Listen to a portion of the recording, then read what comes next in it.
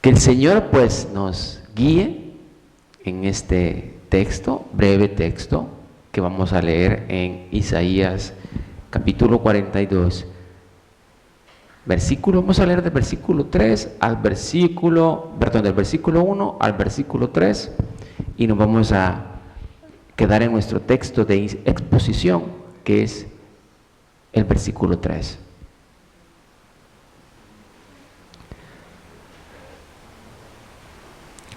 Yo se los voy a leer y se los leo podríamos leerlo incluso en la Reina Valera, porque me gusta la traducción, y podríamos leerlo en la Nueva Biblia de las Américas. Entonces, vamos a leerlo primero, se los leo yo, en la Nueva Biblia de las Américas. Dice así, Isaías 42, versículo del 1 al 3, dice así: este es mi siervo a quien yo sostengo, mi escogido, en quien mi alma se complace.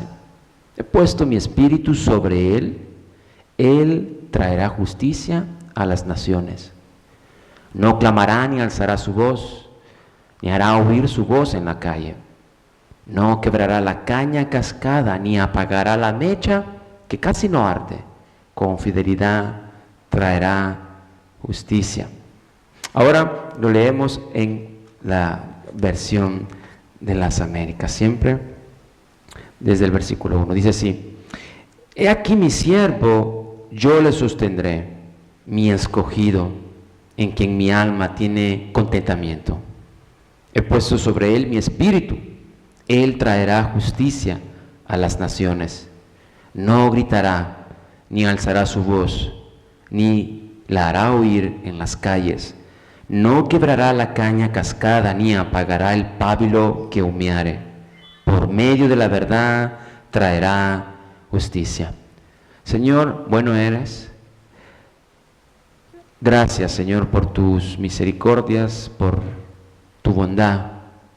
A nosotros, Señor, que en un tiempo estábamos completamente perdidos, sin Dios, sin esperanza, ajenos de todas las bendiciones, Señor, que nos vienen por la fe en Cristo. Te agradecemos, Señor, porque no había nada en nosotros que hiciera que tú, Señor, te acercaras a nosotros.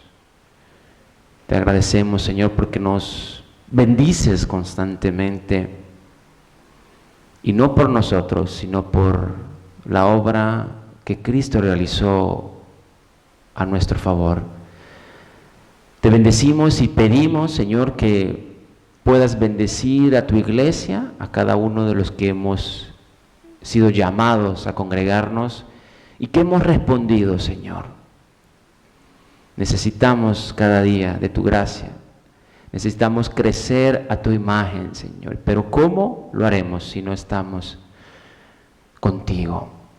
De hecho, tu palabra nos dice que nada podríamos hacer separados de ti. Por tanto, te pedimos, Señor, que en la predicación me guíes y que nuestros oídos espirituales estén con ansias, con hambre de verte a ti, Señor, de conocerte. En el nombre de Jesús, amén.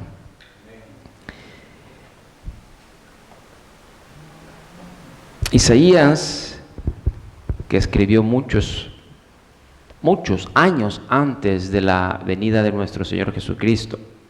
Pero imaginémonos que en el ministerio de Isaías, Dios habría ya de comunicar a los contemporáneos y a nosotros lo que habría de ser el ministerio de Jesucristo, o cómo habría de ser el ministerio del siervo de Dios, siervo que todos esperaban, sin duda, el siervo de Dios, y que también vemos en Isaías 53 que se representa como el siervo sufriente.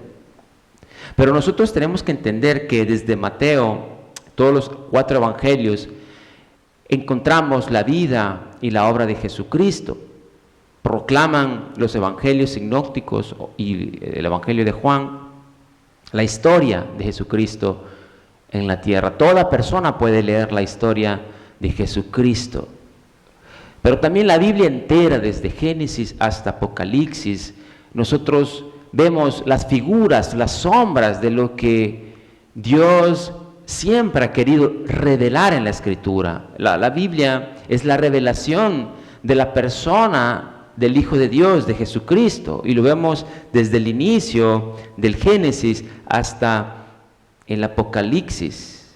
Jesucristo mismo nos dice que Él es el alfa, Él es la omega, Él es el principio y el fin, Él es el primero y el último. De modo que si es tan importante para Dios lo que Él quiere revelarnos, o sea, revelarnos a su Hijo Jesucristo, debería ser importante lo que Él hizo, debería ser importante la obra que Él vino y está realizando aún en su mundo, en su creación. De modo que si para Dios es tan importante la revelación de su Hijo, cuán importante debería ser para nosotros entenderla. Porque yo creo que a medida vamos entendiendo quién fue Jesucristo y sobre todo quién es Jesucristo, nuestra adoración continúa a ser una adoración mucho más verdadera. De hecho, la misma teología, la suma de toda la teología es Cristo. Y Dios revela o levanta a Jesucristo para que nosotros lo veamos. Y en el primer versículo de este capítulo vemos el corazón de Dios que nos dice: he aquí mi escogido, he aquí mi elegido. Y nos dice algo que es bien importante, que también nosotros lo vemos en el bautizo de Jesús, que Dios Padre declara acerca de Jesucristo: he aquí mi Hijo amado en quien yo tengo contentamiento, he aquí mi siervo en el que yo tengo contentamiento. Juan el Bautista, al ver a Jesucristo, cuando Jesucristo se manifestó a su pueblo, Juan el Bautista podía decir: he allí o he aquí el Cordero de Dios que quita el pecado del mundo. De modo que Dios ha levantado a su Hijo Jesucristo delante de nosotros para que nosotros lo admiremos. Este es el punto primordial. He aquí mi siervo, al que yo sostendré, mi escogido, en el cual mi alma tiene contentamiento.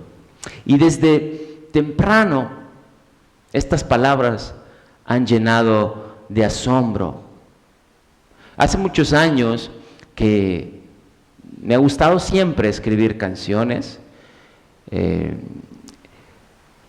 pero en un momento yo me recuerdo, y mientras meditaba hace varias semanas en este pasaje, me recordaba de esta canción que yo escribí revelando el ministerio de Cristo, cómo Él se muestra a las personas, cómo Él y nosotros de alguna manera que nos presentamos como cristianos deberíamos de ser.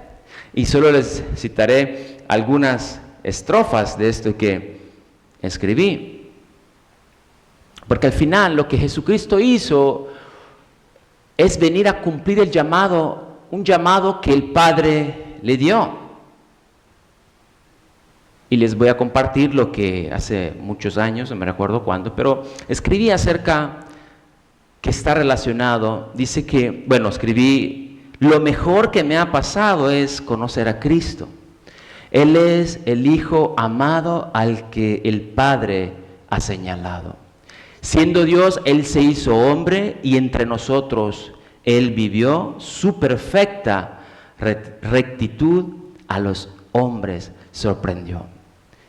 Es porque Jesús nunca buscó lo suyo, sino la gloria de Dios.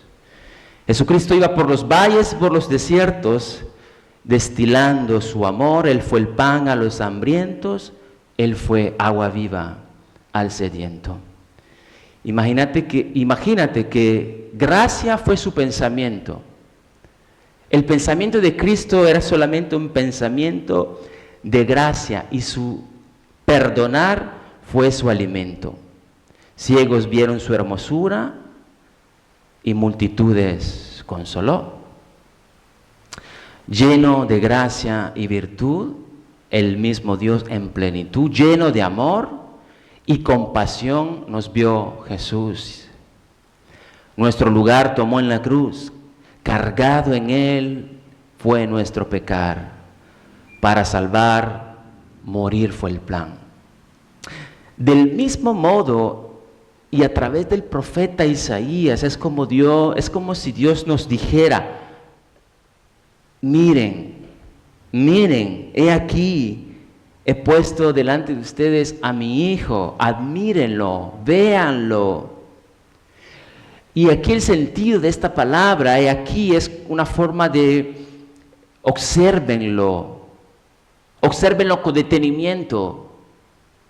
Muchas veces la idea que muchas personas tienen de Jesucristo deriva de un no contemplamiento, de una simple esguardo o una vista panorámica, y aún solo esa vista panorámica debería ya darnos a entender quién fue y quién es Jesucristo. Pero la idea aquí es: he aquí, admiren a mi Hijo, admira a mi Hijo Jesucristo, fijad vuestros ojos, contemplarlo. Este es el punto. Y lo que sí tenemos que entender es que nosotros como cristianos somos llamados a contemplar a Jesucristo. Nosotros podríamos leer la Biblia en todos los sentidos, pero equivocarnos en la labor principal que tiene la Escritura, y es contemplar a Cristo. Porque al final, mientras nosotros contemplamos a Cristo, contemplamos la esperanza de nuestra salvación. Y cuando nosotros contemplamos una esperanza de salvación, contemplamos también a aquel que nos salvó en adoración. Pero no solo tenemos que mirar a Jesucristo, sino contemplarlo, y esto es muy diferente. De hecho, debemos contemplar lo que Él hace. Y lo que Cristo hace, lo hace con su gracia. ¿Qué quiero decir? Admiremos y miramos cómo Jesucristo nos trata. Porque Jesucristo es una persona. No es como muchas personas creen. Jesucristo es una persona, y entendemos que todas las cosas están en su mano, y entendemos también que todas las cosas que nos suceden porque Él lo permite. Y si las cosas que suceden porque Él los permite, admiremos cómo Él nos trata. De hecho, el salmista en el Salmo 103, versículo 10, nos dice que no ha hecho con nosotros conforme a nuestras maldades, ni nos ha pagado conforme a nuestros pecados. ¿Por qué? Porque como la altura de los cielos sobre la tierra, engrandeció su misericordia sobre los que le temen. Cuánto está lejos el oriente del occidente, hizo alejar de nosotros nuestras rebeliones. Y esto bien, la imagen que nos da luego el salmista es como el Padre se complace de los hijos, se complace el Señor de los que le temen. Es una imagen de acercamiento. Y ahora vemos al siervo de Dios de venir, el carácter del ministerio de nuestro Señor Jesucristo revela un carácter compasivo en la obra, en su ministerio de redención, porque nos habla de gracia, nos habla de misericordia. Es la misericordia que viene de Dios por medio de Jesucristo. Y lo que tenemos que entender, que la vida de Jesucristo es la imagen vivida, la imagen encarnada del amor de Dios, del corazón de Dios. Lo que Jesucristo vino a manifestar con sus actos, porque Dios hubiese dicho muchas cosas, ¿Cuántas religiones han puesto su fe en escritos que su profeta o su Dios ha dicho, pero son solo palabras? Por eso Juan 3:16 nos dice que de esta manera, de tal manera Dios amó al mundo, que envió a su Hijo. Dios no solamente se revela y revela el ministerio de su Hijo, sino que nos lo muestra. Dios no habla de amor. Nosotros hablamos mucho de amor, pero es menos lo que amamos. Dios no. Dios habla de amor y ama a personas concretas. Ama y al amar demuestra ese amor con acciones. Y lo hace enviando a su siervo. Dios continúa manifestando su obra ahora a nosotros y lo hace también a través de su Santo Espíritu. Entonces, para entender el carácter misericordioso del ministerio de nuestro Señor Jesucristo, Jesucristo vino para comunicar la profundidad del amor de Dios. Eso es lo primero. Jesucristo vino para comunicar la profundidad del amor que Dios tiene por nosotros. Una persona, ¿cómo puede entender el amor de Dios? Porque simplemente con lo que Dios ha creado, con la revelación natural, no es posible entender el amor de Dios. Podemos entender su poder creativo, su poder, su inteligencia, su bondad. Pero a través de Jesucristo, Dios nos comunica cuán grande es su amor por nosotros. ¿Y qué va a hacer? Nos lo demuestra. ¿Y cómo nos lo demuestra? Enviando a Jesús a la cruz, morir por nosotros. Y la palabra dice que Él murió por cada uno de nosotros. Y esto es bien importante, ¿por qué? Porque entre todas las acusaciones que se le hacen a Dios, ninguna persona debajo del sol podría acusar a Dios de no haber tenido misericordia de Él o de ella. Ninguna persona podría acusarle de esto. Y nosotros debemos entender que Dios no le debe misericordia a nadie. Dios no le debe misericordia a nadie, pero a Dios le place tener misericordia de sus criaturas. Y Dios lo ha hecho desde el principio.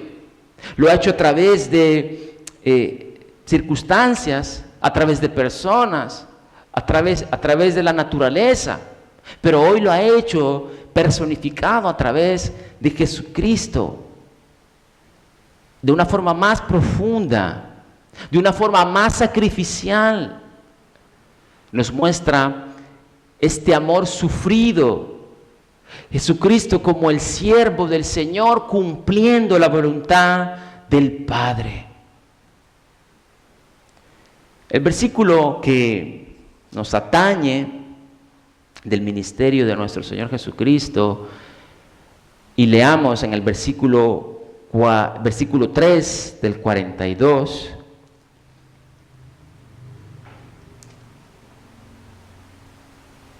Se los leo de la Nueva Versión de las Américas. Bueno, Reina Valera, me gusta también la traducción. Dice: no quebrará la caña cascada, ni apagará el pábilo que humeare. Por medio de la verdad traerá justicia. Esta imagen que nos da el profeta era una imagen pero muy conocida, porque a menudo los niños, los israelitas, los hebreos, pues iban a los ríos y jugaban cerca del río, y allí donde crecían las cañas, ¿verdad? Creo que cañas es el término como más simple para entenderlo en español. Podríamos decir una vara de bambú, por ejemplo, pero era una caña. Pero las cañas también eran útiles para crear instrumentos, por ejemplo, una flauta. ¿Y qué hacían los niños? De repente cortaban esas cañas, porque luego las elaboraban para que pudieran servir como instrumentos, como una flauta. Y estas cañas se encontraban a la orilla del río. Pero muchas de esas cañas estaban lejos de ser cañas que podrían servir para elaborar un precioso instrumento como lo era una flauta. Entonces, ¿qué hacían? Prácticamente las terminaban de romper, las terminaban de quebrar. Lo que ellos hacían era buscar aquellas cañas mejores para elaborar esos instrumentos. Y si agarraban una que tuviera una cascada o estaba rota, una grieta golpeada, terminaban por quebrantarla, por quebrarla.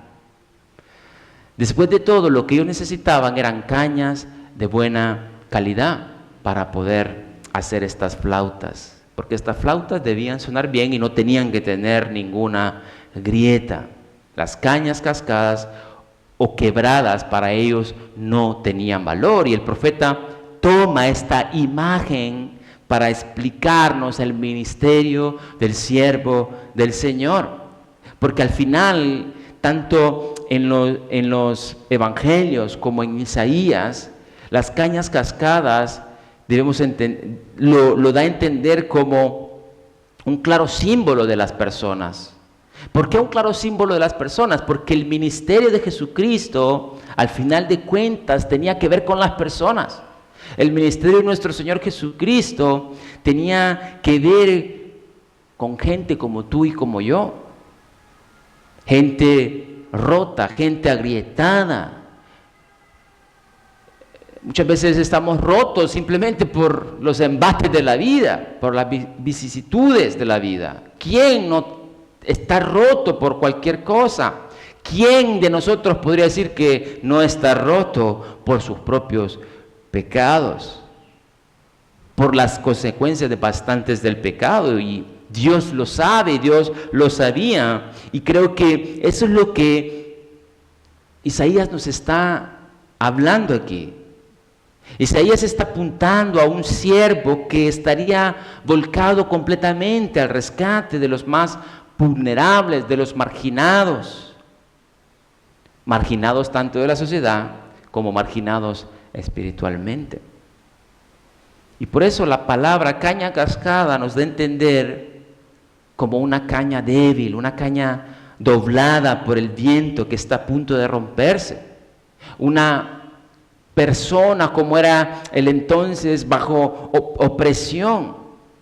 Esta es una metáfora de fragilidad, de vulnerabilidad, de estar roto, de estar quebrado, y el ministerio del siervo del Señor habría de venir volcado a las personas y entregarle toda la misericordia que Dios ha dado a los hombres en Jesucristo.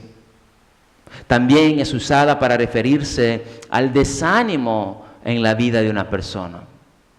Todos nosotros, creo, hemos pasado momentos de desánimos, momentos difíciles.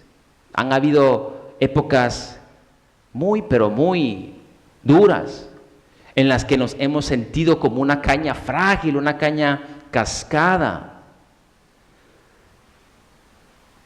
Muchas de las situaciones que nuestros hermanos pasan, quizás no solo en esta iglesia, pero en otras iglesias, momentos de mucha presión, momentos de desánimo, personas oprimidas por diferentes circunstancias, personas quebradas, tanto por su pecado, por las circunstancias de la vida.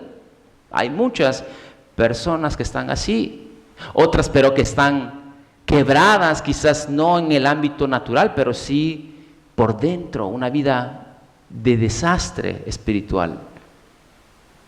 Isaías nos dice que nuestro Señor Jesucristo estaría volcado a estas personas. Aquello que los niños de ese entonces no lo podrían considerar de valor o de importancia.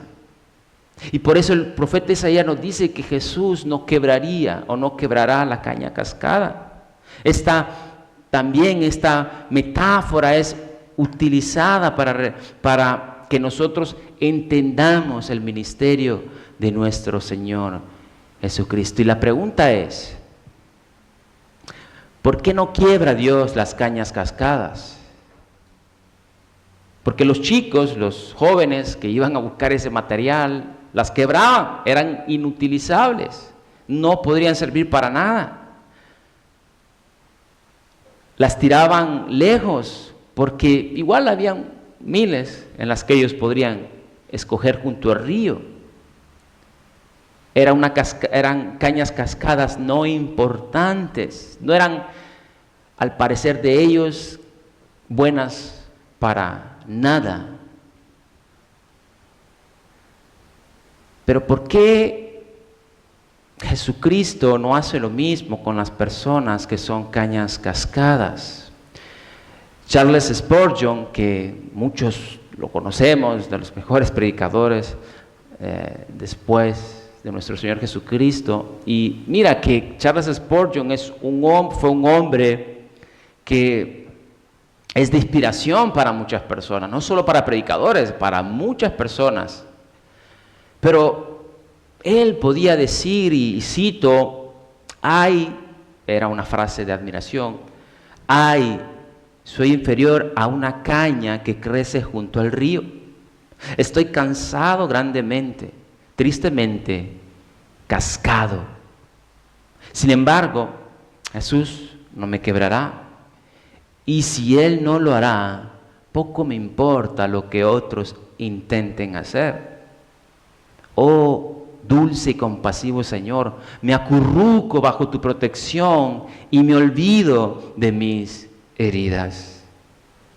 ¿Qué sucede? Que vivimos en un mundo donde las personas tienden naturalmente a desechar lo débil, lo quebrado, lo roto, lo que nadie daría una razón de existir. Pero Cristo actúa de una forma opuesta. No quebrará la caña cascada, ni apagará el pábilo que muere. Y en ese segundo enunciado, lo que Isaías está haciendo es una declaración profética de la vida de nuestro Señor Jesucristo, su ministerio. No apagará el pábilo que humeare. Y por supuesto, esta es otra imagen bastante conocida, porque sabemos que en ese entonces no existía la luz eléctrica y obviamente se tenían que adoperar, tenían que conseguir estas como linternas, ¿verdad? No sé si alguno ha visto alguna vez de niño o ahora de grande una película, una novela de niños, El Aladino, y que vemos esas lámparas, es como una tetera, y en esas teteras pues se colocaba un pedazo de tela que se llenaba con aceite y eso mantenía la luz. Entonces, la imagen es prestada para entender el ministerio de Cristo. Y Isaías utiliza esta imagen. Imagínate que cuando el aceite se acababa, la mecha comenzaba a quemarse y producir humo. Y lo que solía la gente hacer obviamente era cambiar ese pedazo de tela y ya, terminaba ahí, se tiraba y se cambiaba. Habían otros trapos que imagino se podían colocar. Pero lo que Isaías dice que el siervo de Dios no apagará el pábilo que humeare. De nuevo, estas son figuras de la gente, figuras de las personas. Y Jesús, a lo largo de su ministerio, vemos que Él vino a mostrar la condición del ser humano, completamente sin recursos, vulnerables, agotados. En este caso la figura es de que las personas están quemadas en su vida, están en sus últimas. Todos somos como pábilos humeantes y de tiempo en tiempo sucede. Muchas veces los veo encendidos, o yo mismo, y otras veces somos como ese pábilo que está por apagarse, que solo un medio viento y se apagó. Muchas veces nos sentimos también de esta manera. Pero Dios dice que Él no quebrará la caña cascada ni apagará el pábilo que humeare. Y cuando pensamos acerca de esta realidad y la comparamos con la gente, nos damos cuenta de lo que está diciendo. Estas personas o nosotros mismos es la manifestación de la condición de las personas. Las personas frecuentemente me doy cuenta que viven sin esperanza. Yo me imagino para un cristiano que no ha abrazado completamente las promesas de vida, de bendición que Dios tiene para él. Imagínate una persona que está sin Dios y sin esperanza. Es mucho más difícil. Es un fracaso continuo. Es una vida sin sentido. Muchas personas en vida y en compañía se sienten que están abandonados. De hecho, son aquellos que han hecho pedazos sus vidas. Muchas personas prefieren hacer pedazos sus propias vidas. Otros son aquellos que no viven a nivel de las expectativas que la sociedad espera. Son la clase de gente cuya compañía muchas veces no quisiéramos tener. ¿Cuántos estarían mucho más dispuestos a desechar gente de este modo? ¿Se recuerdan ustedes cuando Jesús encontró a los fariseos listos para apedrear a aquella mujer que habían encontrado en adulterio? ¿Ustedes se recuerdan esa historia? ¿Sí? Pues de alguna manera el ministerio de Jesús iba manifestado a este tipo de personas. Cosa que era muy revolucionario para la época. Porque tanto como los cristianos actuales que creen que Dios vendrá a premiarlos por sus logros, también los judíos creían eso, que Dios habría de venir a premiarlos por sus logros.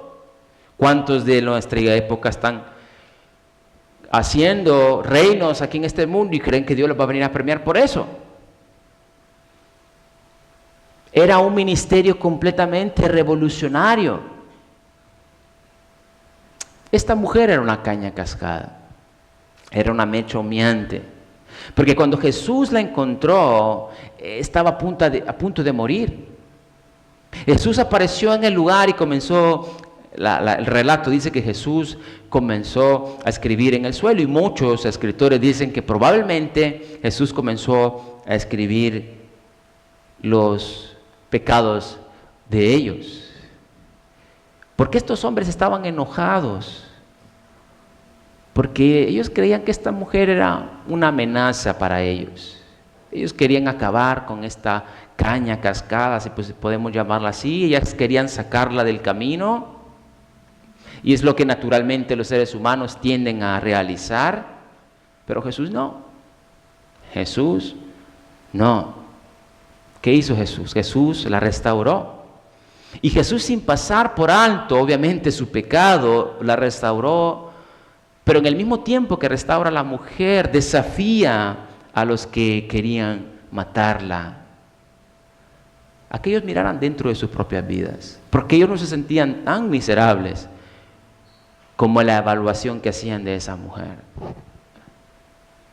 Y Jesús, con su silencio, con la conciencia que Él mismo ha instalado en sus mentes, su conciencia comenzó, dice, a acusarles. Y desde el mayor al menor comenzaron a abandonar el lugar.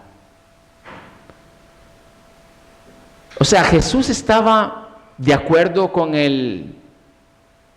evaluación, podemos decir, del pecado de la mujer, claro, porque imagínate, si para ellos eso era pecado, imagínate para Dios, imagínate para Jesús.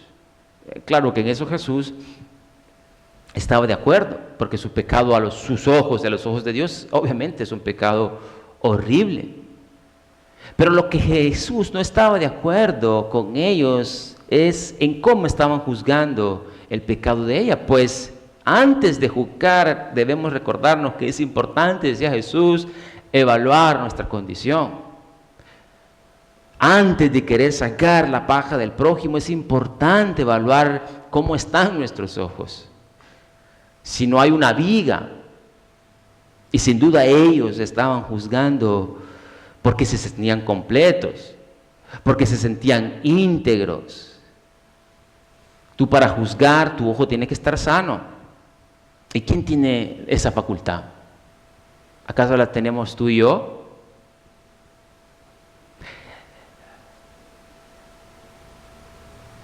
Es como querer venir y ponernos en el lugar de Jesús. ¿Por qué? Porque recordemos que el ministerio de Jesús era volcado a los oprimidos, a los que son cañas cascadas, a los quebrados, a los frágiles, a los vulnerables. Y nosotros querer juzgar de esta manera, es decir, nosotros estamos completos, nosotros estamos íntegros. Nosotros no carecemos, no tenemos ninguna grieta. Jesús sabía que en el corazón de ellos era completamente agrietado.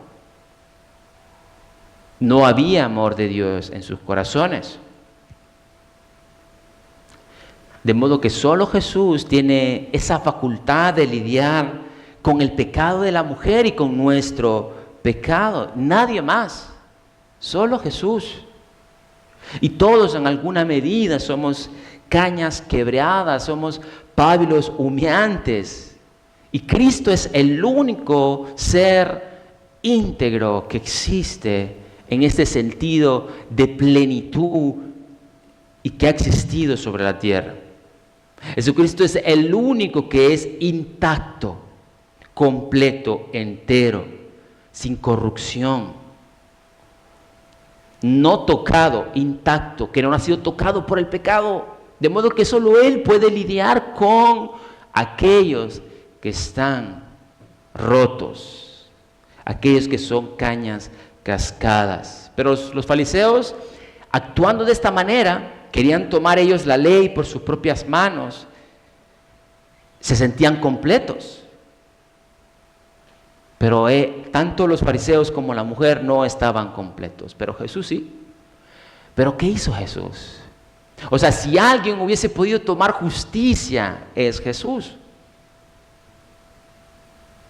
Pero Jesús no juzga como los hombres. Vemos al final que ellos fueron acusados por sus conciencias y desistieron de matar a esa mujer. En Mateo, que se revela aún más este ministerio de Jesús, vemos como también el Nuevo Testamento, que donde encontramos esta cita, donde se cumple el ministerio de Jesús. Y la cita aparece específicamente después de un momento en el cual Jesús decide sanar a un hombre en el día de reposo. Y este fue todo el gran problema, porque Jesús habría de sanar a un hombre en el día de reposo. Y la gente, ¿sabes qué? A veces la gente no le importa la necesidad del prójimo. En el caso de estos fariseos, no le importaba la necesidad de esta persona que necesitaba sanidad, sino juzgar que Jesús habría de sanar a una persona en el día de reposo y de esta manera quebrantar su ley. Pero si Jesús sanaba el día sábado, Para ellos ya eso era un trabajo. Imagínate qué nivel de religión. Y que obviamente no estaba permitido. Pero a Jesús no le importó que ellos se sintieran ofendidos al sanar a una persona. Lo sanó de todos modos. Y Mateo cita ese pasaje de Isaías indicando que Jesús estaba cumpliendo su ministerio al sanar a este hombre. Yo creo que como iglesia debemos cuidarnos de la religión litúrgica, porque ellos, por mantener su forma, su estándar, su religión de una forma bien, pero bien estructurada, de una manera litúrgica, prefirieron dejar sufrir a una persona. Prefirieron dejar sufrir a este hombre que necesitaba de una ayuda. Spurgeon enseñaba que en vez de apagar el pábilo humeante, Cristo sopla sobre él hasta que la chispa se convierte en llama. Lo que hace Cristo es restaurar la vida espiritual donde parece que solo queda humo y ceniza. Y así para Spurgeon, lo mismo para Isaías, es una promesa de esperanza para todos los que se sienten débiles, tentados o casi vencidos. Cristo nunca los desechará, sino que los restaurará con su ternura y poder. ¿Qué es lo que hace? Y contrastemos el ministerio de Cristo con lo que Satanás hace todos los días, porque Satanás no descansa. Porque Jesús, ¿qué hace? Viene y está al lado de la gente que sufre. No los quiebra, sino que se pone al lado de ellos, al lado de los que sufren. Jesús no los rechaza ni los tira a un lado. Y lo que hace Satanás simplemente es rechazarlos. Jesús los restaura con su poder, con su gracia. Satanás al final lo que nos dice es acusarnos, y pues claro, es el acusador de las personas, y que lamentablemente muchas acusaciones son ciertas, pero eso hace que las personas no puedan acercarse a Dios porque se sienten acusadas por sus propios pecados.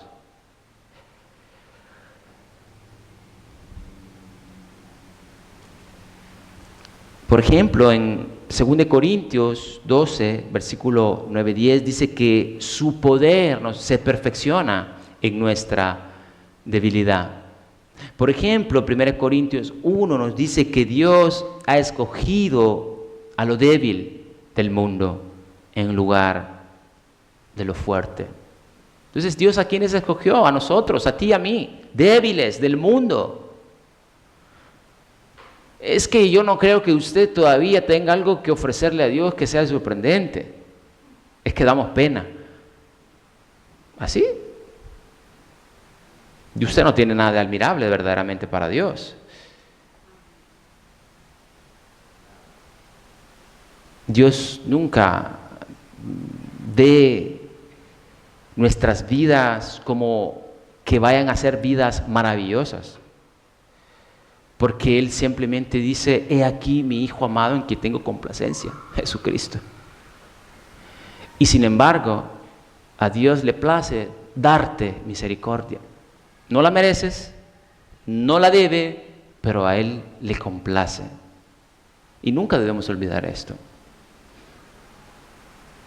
Mire, debemos verdaderamente meditar en su misericordia, tanto en nuestras alegrías como en nuestros fracasos. Porque ahí vemos aquí muchos que hemos fracasado y nos hemos sentido fracasados.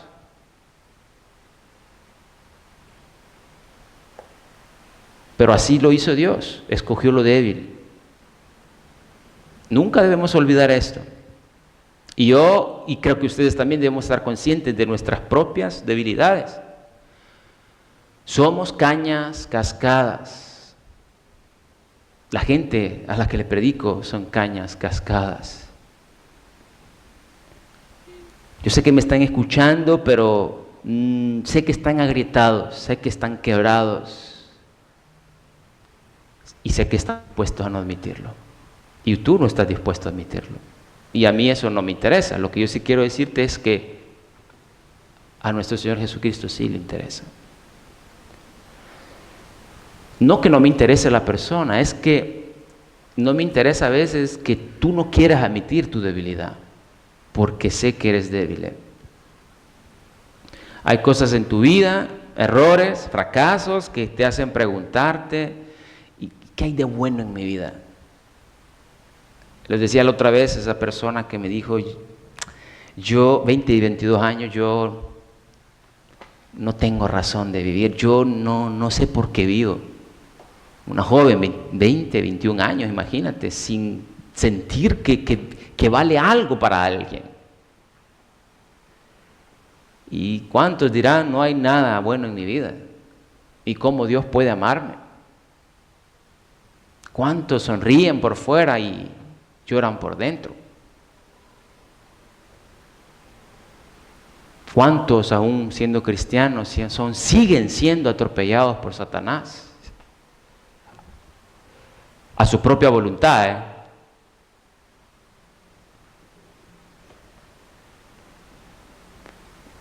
Cuando nos sentimos como aquellas cañas cascadas, necesitamos comprender que Dios no se ha dado por vencido por nosotros. Pues ese es su ministerio. Porque si usted está íntegro, pues como Jesús dijo, yo no he venido por los sanos, yo he venido por lo enfermo.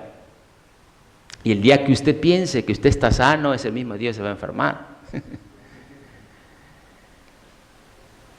O el día que usted piense que no necesita de Jesús, será su día de fracaso.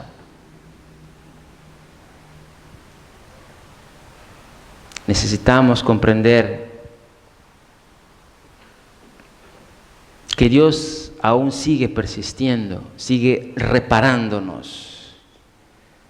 Y que el Evangelio de Cristo no es solamente para aquellos que nosotros vemos en condiciones peores que las nuestras. Nosotros necesitamos constantemente recordarnos que el ministerio del siervo sufriente es también ahora para nosotros. Él es el único que puede tomar una caña cascada y en vez de quebrarla o desecharla, como sería la cosa como que más fácil, ¿no? Hoy como que es mucho más fácil aquello que no nos sirve, hablo en términos materiales, pues hoy vivimos un mundo de que todo es mejor botarlo. Si el teléfono se rompe, hay que botarlo y comprar otro. Ya no existe aquello de reparar las cosas, ¿no? Antes eso era bien común. Pero en cuanto se trata de la obra del siervo de Dios, es precisamente esta, es reparar, restaurar.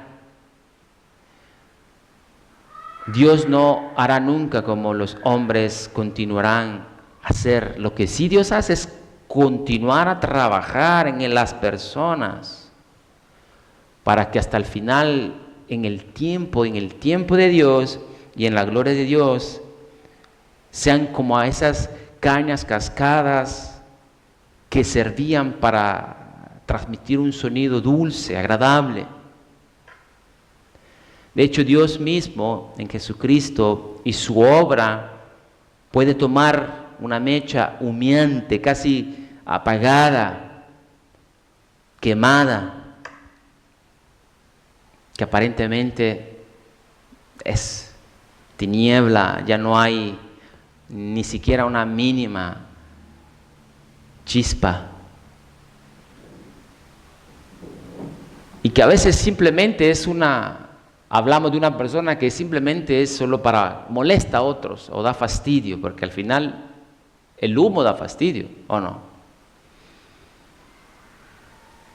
lo que Dios puede hacer es restaurar, que tenga una luz nueva. Lo que sí yo entiendo, hermanos, es que Dios, desde nuestros peores momentos, puede rescatarnos, puede renovar nuestras vidas.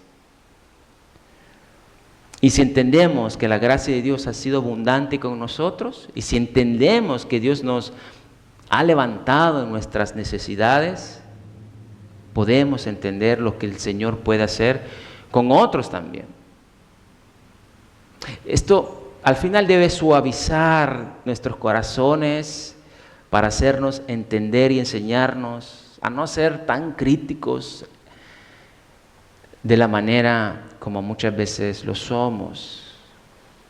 Debemos mostrar el camino a la gente que le lleva a Jesús.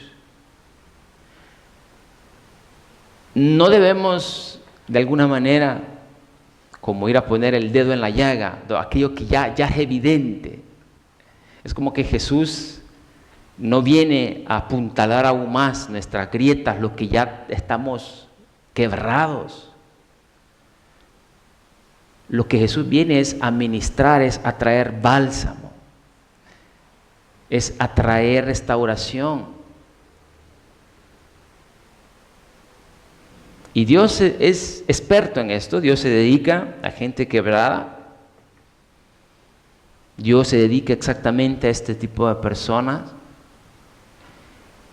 Y es para esto que Jesucristo fue a la cruz, para morir por nosotros. Es por eso que Dios en Jesús nos restaura.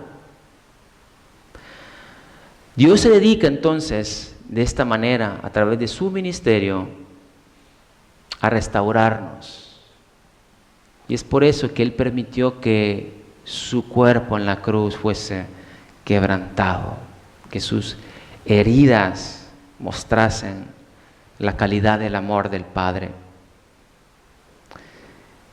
La palabra nos dice que también Él fue partido para que nosotros seamos sanados, o más bien dicho, con sus heridas nosotros seamos sanados. Él fue quebrantado, golpeado, para que todas las demás personas que son como cañas cascadas, o sea, tú y yo, podamos ser restaurados. Aunque su vida, de alguna manera, vemos que se apagó en la cruz, pero lo hizo para que nosotros, nuestras vidas, hoy sean luz, una luz hermosa, y que podamos alumbrar a otros. Esto es lo que significa experimentar verdaderamente la misericordia de Dios en nuestro Señor Jesucristo. Amén. Oramos, Señor, gracias por